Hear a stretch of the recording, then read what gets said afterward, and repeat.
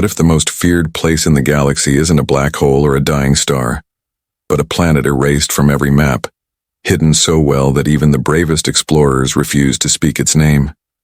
A place not destroyed, but silent and watching. This is the story of Earth, not as a home, but as a legend buried by fear and awakened by truth.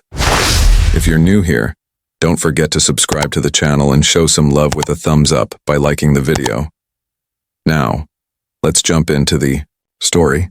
In a quiet chamber that floated among the stars, young students from across the galaxy gathered to learn about the history of the universe. The room was enormous, its ceiling made of transparent crystal that showed the slow swirl of nebulae and glowing stars outside. Floating in the middle of the space was a grand holographic map of the galaxy, spinning slowly and marked with lights, lines, and names. Each glowing section represented mighty empires, bustling trade routes, and places of great history. The map hummed softly like it was alive, whispering stories older than any of the students themselves. Among the students sat a curious alien boy named Naren. He was from the planet Lisor, known for its shimmering lakes and deep thinkers. Naren had a mind that never stopped asking questions. Today, something caught his eye that made his fingers twitch with curiosity. On the edge of the galactic core, there was a large blank spot. No lines, no colors, no name. It was just nothing. Naren raised a hand, his voice respectful but firm. "Teacher Adal," he asked, "why is that part of the galaxy left empty? Did no one live there? Was it never explored?" The room grew still. Even the humming of the map seemed to quiet. Elder Adal, a wise historian with skin like faded stone and glowing eyes that carried centuries of memories, floated slowly toward the center of the chamber. He looked at Naren with a calm face but said nothing for a long moment. Finally, he waved his hand, and the hologram froze. The lights dimmed. The students held their breath. "That region," Edal said in a low, even voice, "is not to be spoken of lightly. No one rules it. No one claims it. And no one who enters ever returns." The students shifted in their seats. Whispers filled the room. One brave student asked, "But what is it called?" Adal's eyes glowed brighter for just a moment. "That was Earth space." None of the students recognized the name. Earth? It wasn't in their school books. It had never appeared in their search logs. It wasn't in the archives. It was as if the planet had never existed. Another student, wide-eyed, leaned forward. "Is it dangerous?" Edal deactivated the map entirely. The room went dark except for the stars outside the crystal dome. "More than dangerous," he said. "It is unstoppable." He explained slowly, carefully, choosing each word with the weight of history. Earth was once part of the galaxy. It had a place among the stars. But something happened. A war. Not like any war we know. It was wild, full of rage and silence, both at once, so brutal, so strange, that the Galactic Union chose to erase it from all records, not to punish them, but to forget, to move on.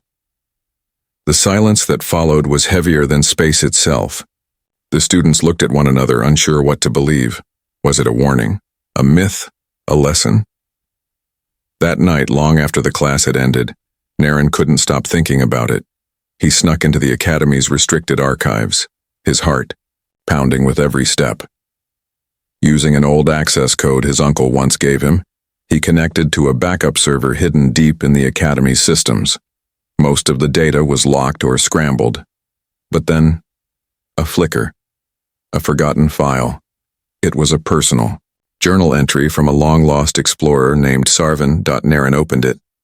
The voice recording was crackly and distorted, but the message was clear. They never destroyed Earth, they hid it, buried it behind silence and fear. But I saw it. I saw something awaken. Naren's eyes widened. There were coordinates attached to the log. Coordinates that led directly into the blank zone. He copied them quickly, heart racing. The stars outside twinkled as if watching. He knew he should report this, but his mind was already wandering. What if the legends were wrong? What if Earth wasn't a nightmare, but a truth too large to accept? Naren didn't sleep that night. He stared at the coordinates until his screen dimmed. The next morning he hid the file in his private datapad and went back to class, acting as if nothing had changed. But everything had. He couldn't stop thinking about that blank spot, about the fear in Edal's voice, about the journal and the old explorer's words. Questions danced in his head like shooting stars. What was Earth? Why did no one speak of it? What had they done that frightened the entire galaxy into silence? And deep in the blank zone, far beyond the reach of most sensors, something stirred. A long dormant machine flickered to life, responding to the ancient journal log's transmission. A tiny pulse echoed into space, unnoticed by most, but heard by those who watched from the shadows. Earth was not forgotten. It was waiting. Tarnik had never been one to follow warnings. He was a pilot by trade, an explorer by heart, and a questioner by nature. While others saw danger, he saw possibility. That's why, when he received a mysterious message in the middle of a quiet star route, he didn't delete it like any smart traveler would. He opened it. The voice was broken, but the words were clear enough to light a fire in his chest. They never destroyed Earth. They hid it. I saw something awaken. Attached were hidden coordinates and a file name labeled Forbidden. Tarnik stared at the star map in front of him. It showed the galaxy in perfect clarity, except for one area. That same blank spot. The one the galactic maps never explained. Everyone called it a dead zone, or worse, a cursed place. No one charted it, no one flew near it, and no one ever came back from it. But now he had a trail, a reason, a voice that hinted at truth buried under centuries of silence. He looked at Rava, his ship's AI companion, whose voice usually came with a hint of humor. "Plot a course," Tarnik said, "to the blank zone." Rava hesitated for the first time in years. "That zone has no safe approach path. Energy. Fields are unstable. No known outposts. Strong suggestion. Turn back." Tarnik grinned. "Suggestion noted. Let's fly." The ship, small but tough, sliced through space like a shadow moving through fog. Hours passed, then days. As they neared the edge of the known galaxy, stars grew thinner, and the feeling of emptiness settled deep into Tarnik's bones. This wasn't just space. This was silence. The kind of silence that pressed against the glass, thick and waiting. Suddenly, alarms beeped. Lights dimmed. The ship shook slightly, not like it had hit something, but like something had hit it, a wave, invisible and cold. "Energy field detected," Rava reported. "Uncharted anomaly surrounding vessel. Signal interference increasing." Tarnik leaned forward. "Can we get through?" "Not safely," Rava replied. "But with manual override, maybe." Tarnik took the controls. His hands were steady. He pushed forward into the storm of static, ignoring the screams of the ship's systems. Everything around him flickered. Even Rava's voice wavered, like it was trying to stay awake. And then, just as quickly as it started, the turbulence stopped. The stars reappeared, but not the same stars. These were older, dimmer, like they had watched too much for too long. Tarnik exhaled. "We're in." The screen in front of him suddenly lit up. A message appeared, written in ancient Earth script, something no one used anymore. "You were warned." Before he could respond, his ship's lights cut out. Every system went offline. The engines stopped. Life support went quiet. Even Rava disappeared, her voice silenced in an instant. Tarnik sat in the stillness, breathing slowly, trying not to panic. Something had taken control. Outside, in the darkness of space, a shadow moved. At first he thought it was a trick of the eye, a passing asteroid maybe. But no, it grew larger. It moved with intention. It blocked the stars behind it. It was a ship, massive, silent, and shaped like nothing he had ever seen. It looked like it had been asleep for centuries, now slowly waking. Tarnik leaned close to the window. His heart thudded in his chest. What are you? The shadow stopped moving. Then, without warning, a tiny red light blinked on his console. The ship wasn't just watching, it was scanning. Tarnik's body went cold. A message appeared in front of him. Stay still. Speak truth. Or disappear. He licked his lips. His voice shook but didn't break. This is Tarnik, independent pilot. I came to learn the truth. About Earth. About the blank zone. I didn't come to fight or steal. Just to understand. There was no response. Only silence. But then, outside his ship, something even stranger happened. A small object, no bigger than a crate, detached from the giant ship and floated toward him. It was shaped like a black dart with glowing red eyes. It hovered near his window, staring at him through the glass like it could read his thoughts. It spoke in a flat, mechanical voice. You have 30 seconds to explain. Tarnik's thoughts raced. He couldn't lie. They'd know. He had to. Be honest. Completely. I heard a message. An old one. It said Earth wasn't gone. That it had been hidden. I didn't believe the stories. I had to see for myself what was real. I needed to know why the galaxy fears this place. The drone was still. Then it spoke again. You will see. But what you see you cannot share. And with those words the stars disappeared. His ship moved, but not under his control. It was being pulled slowly, toward something massive hidden beneath the planet's surface. Tarnik tried to look, through the windows, but there was only darkness now. Then a faint glow. Structures. Towers. A city buried underground, built from black metal and glowing with soft blue light. It pulsed like a living heart. The ship settled into a quiet docking bay and Tarnik's door hissed open. He stepped out, heart pounding, eyes wide. And waiting for him at the end of a steel bridge, surrounded by silent guards in armor, was a man. Human. Calm. Tall. Eyes glowing faintly like fire frozen in ice. Welcome, the man said. You stepped into silence. Now you will learn what the silence has protected. Tarnik followed. He didn't know where the path led, but he understood one thing. Earth was not gone. Earth had never left. It had simply been waiting. Tarnik followed the tall human down a silent steel hallway. His boots echoed softly against the floor as glowing lights flickered to life ahead of him one by one. The air was cold, but not in a way that made him shiver. It was the kind of cold that felt ancient, untouched by time. He glanced behind him once, but the door to his ship had already closed. There was no turning back. The man walking ahead moved with calm purpose. He wore a long black coat, and his face was marked by deep lines and sharp eyes that missed nothing.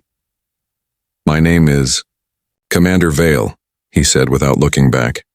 You're lucky to be alive. Tarnik didn't reply. He had too many questions and none seemed safe to ask. They reached a large chamber door made of black metal. It opened slowly with a low hum, revealing a room unlike anything Tarnik had seen before. Inside, walls rose high above them, covered in what looked like glowing names etched into massive plates. Each name glowed with faint white-blue light. There were thousands, maybe tens of thousands. A quiet energy filled the space, heavy with memory. Vale stopped in the center and looked around. This is the Hall of Echoes, he said. Every name you see here once belonged to someone who defended Earth when the galaxy turned its back on us. Tarnik stepped closer to the wall. His eyes scanned the names. Under each one was a short line, a single sentence. Destroyed the Red Tide Armada, one read. Ended the Siege of 9 Moons, said another. Created the Time Barrier Protocol. The list went on, and with every word, Tarnik felt his throat tighten. These people, he whispered. They weren't just defenders. They were legends. Vale nodded. Yes. But legends scare people, especially when those legends win wars no one else can even survive. He turned toward Tarnik. That's why we disappeared. We didn't want to rule the galaxy. We just wanted peace. But every time we found it, someone came for us, and so when the final war ended, we chose to vanish. Tarnik looked around the chamber. How long has it been? Over 200 years, Vale said. Earth went silent. Systems shut down. Records erased. Satellites cloaked. The galaxy believed we were gone. Some thought we were dead. Others hoped we were. Tarnik frowned. But why now? Why wake up again? Vale studied him for a moment, then turned and motioned for him to follow. They walked deeper underground through winding tunnels filled with glowing cables and dormant machines. Because something is stirring, Vale said. Something we thought we destroyed. But it left a trace, a shadow, and now that shadow is moving again. They entered another chamber, this one smaller, darker. In the center was a floating screen. On it played a recording of strange energy patterns spreading slowly across the edges of the galaxy. We've seen these before, Vale said. A long time ago, right before everything changed. Tarnik watched the screen. The energy moved like a living thing, twisting and feeding on stars. What is it? He asked. We don't know exactly, Vale replied. Some think it was never alive, just a force, a hunger. It came, it consumed, and it almost ended everything. He looked at Tarnik. Earth didn't survive by accident. We answered it, and our answer left scars in the galaxy that never healed. Tarnik turned away from the screen. So what do you want from me? We want to know why you came, Vale said plainly. Not just curiosity, not just adventure. Something brought you here. Tarnik hesitated. I found a message, he said. A voice that said Earth was hidden, not destroyed. I felt like someone wanted me to know the truth. Vale stared at him. You're not the first to find that message, but you're the first to follow it and survive. He walked to a console and pressed a symbol. A door slid open at the far end of the room. There's someone you should meet, he said. The next room was quiet, filled with soft lights and the steady hum of machines. At its center stood a woman in a long coat, studying a glowing orb. She turned as they entered. Her face was calm but serious. I'm Cora, she said, lead observer of the awakening protocols. Tarnik nodded. Tarnik, explorer, I guess. Cora smiled faintly. You're more than that now. You've entered a place no one has entered in 2 centuries. She gestured to the orb. This is the core memory of Earth's command systems. It holds records the rest of the galaxy thought lost. Stories, data, memories, and warnings. Tarnik stepped closer. Inside the orb, he saw flickers of battles, strange alien faces and ships moving like lightning. So all of it's real, he said. The war, the silence, the fear. Cora nodded. We didn't want to become monsters, so we became myths, but now the galaxy will have to remember. The orb glowed brighter. Tarnik's reflection shone back at him. And what about me? He asked. Why was I allowed in? Vale stepped beside him. Because you didn't ask what we are. You asked why we were forgotten. Tarnik stood still for a moment, the truth settling on his shoulders like a heavy coat. Outside, far above them, the stars still turned. But down here, in the chamber, below, the past was waking up, and the galaxy was about to remember what it tried so hard to forget. Far beyond Earth's hidden chamber, in the galaxy's brightest city, a quiet alarm blinked on the desk of Grand Seer Mullen. He was old, older than most council members, with skin like cracked glass and eyes that had seen too many truths. When he leaned forward to read the signal, his heart dropped. One word repeated in the transmission. Earth. The name no one dared to speak. The name removed from history, buried beneath laws and silence. He stood slowly, his hands shaking. The others had to know. Whether they liked it or not, the past had returned. Back on Earth, Tarnik stood beside Cora and Commander Vale in the core archive. The floating memory orb continued to glow, now spinning slowly as images danced across its surface. Tarnik couldn't look away. What he saw wasn't just war. It was something beyond war.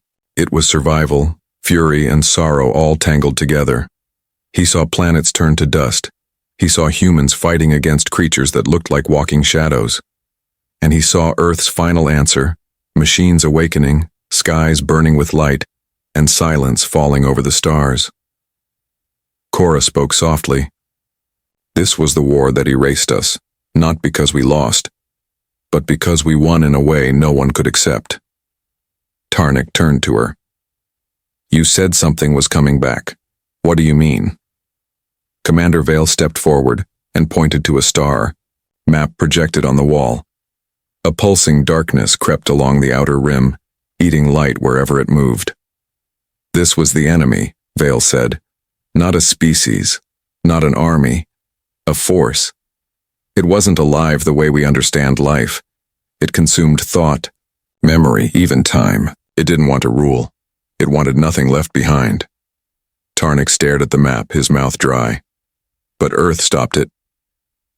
For a while, Vale replied.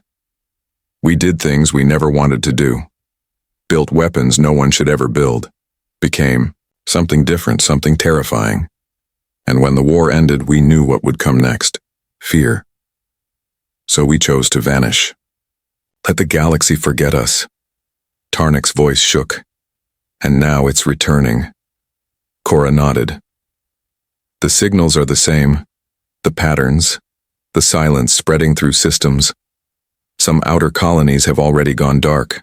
No distress calls. No survivors. There was a long pause. Tarnik looked from one face to the other. So why let me see this? Why not stay hidden forever? You asked the question, Vale said. Not what we are, but why. That matters. Suddenly the orb pulsed. A new message appeared, sent from deep space. One of the old satellites catching a whisper on the wind. A signal. Weak, but clear. A voice speaking the name again. Earth. Cora touched a panel and zoomed in on the source. It's coming from Ceylon Prime, the Council's central city. Tarnik stepped forward. They know. Vale's face was unreadable. They're afraid. And he was right. On Ceylon Prime, the Council had gathered in silence. The Grand Seer stood before them, the signal still playing on loop. We buried the name for peace, he said. But the name has returned, and soon, so will the power behind it. One leader stood. We must prepare our fleets. Another spoke. We must send an apology. A third, younger voice trembled. We should pray they don't remember us, but they did remember. On Earth, in a massive training hall buried beneath layers of stone and steel, soldiers were moving again. Hundreds of them, dressed in black, faces hard and calm. They were not angry. They were ready. They had waited for generations in silence. Now they trained as one. Each motion perfect, each step in sync. Tarnik stood behind a window watching them. They don't look like an army, he said. Vale stood beside him. They're not. They're a message. Tarnik looked at him. To who? To whatever's out there watching, and to those who forgot who we are. In the command chamber, a final sequence had begun. Old satellites blinked online across dozens of forgotten systems.